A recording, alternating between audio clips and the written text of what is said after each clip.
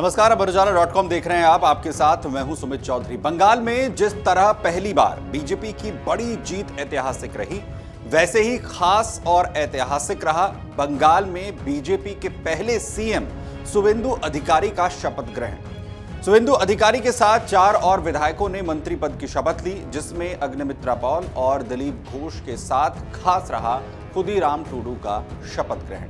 आखिर कौन है ये खुदीराम टूडू, जिन्हें बीजेपी ने अपने मंत्रिमंडल में जगह दी है? सिर पर पीले रंग का गमछा बांधे संथाली भाषा में शपथ लेने वाले खुदीराम टूडू ने सभी का ध्यान अपनी ओर खींचा। ये न सिर्फ उनके लिए बल्कि पूरे आदिवासी समुदाय के लिए भावुक क्षण था। मुख्यमंत्री शुवेंदु अधिकारी के नेतृत्व वाली बीजेपी सरकार में शामिल 5 मंत्रियों में वे शामिल हैं। उनकी कैबिनेट में जगह मिलना जंगल महल और पिछड़े आदिवासी समुदाय को साफ संदेश है।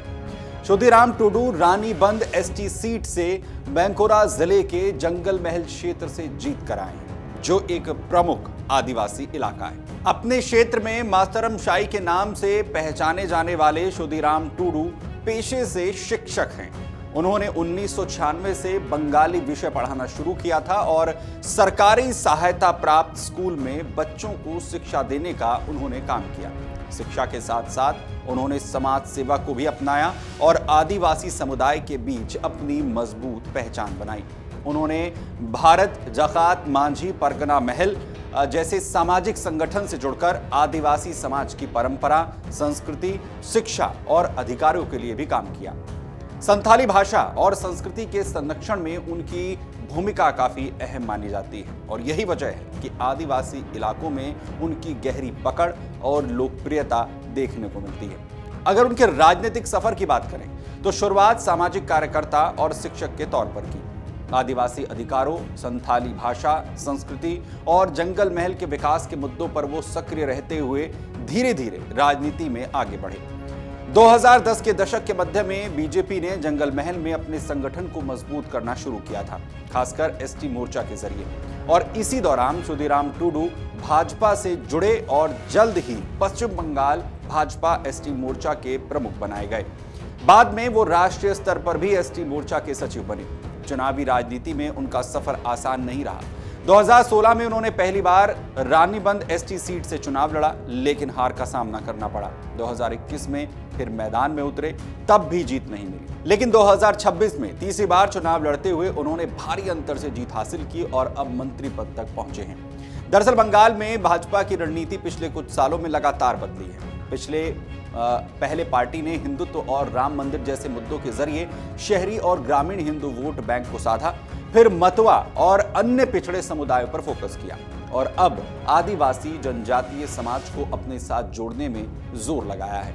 जंगल महल, जिसमें बांकुड़ा, पुरुलिया और झारग्राम जैसे जिले आते हैं, यहां भाजपा की बढ़ती पकड़ में खुदीराम टूडू जैसे स्थानीय चेहरों की बड़ी भूमिका रही है। भाजपा ने एसटी मोर्चा को मजबूत करते हुए आदिवासी अधिकार, सरना धर्म कोड, स्थानीय विकास और माओवाद के अवशेषों से मुक्ति जैसे मुद्दों को प्रमुखता से उठाया। 2026 का चुनाव इसी रणनीति की सफलता का एक बड़ा उदाहरण बना। जंगल महल में लंबे समय तक लाल रंग का बहुत असर रहा है। राजनीति का ये प्रभाव लंबे वक्त तक रहा, लेकिन इसे तोड़कर भगवा रंग फैलाने में खुदीराम टूडू जैसे नेताओं ने जमीन पर लगातार काम किया। वो सालों तक गांव-गांव जाकर लोगों से जुड़े, उनकी समस्याओं को सुना और भाजपा को एक मजबूत विकल्प के रूप में स्थापित किया।